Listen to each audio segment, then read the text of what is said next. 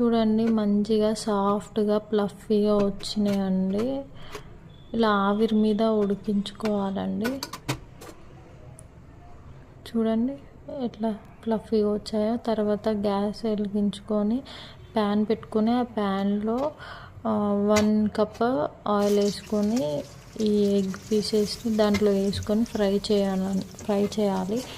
మొత్తం brown colour వచ్చేదాకా fry చేయండి. మంచిగా డీప్ ఫ్రై చేసుకోండి.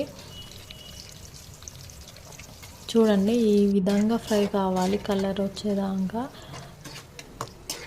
చూడండి ఇలా ఫ్రై అయిపోయాయి. చూడండి ఇలా ఫ్రై చేసుకున్నాక అవి సైడ్కి అనేసి కొంచెం వాటికి తగినంత అల్లం వేసుకొని, నేను ఇక్కడ 1 స్పూన్ వేస్తున్నా అల్లము.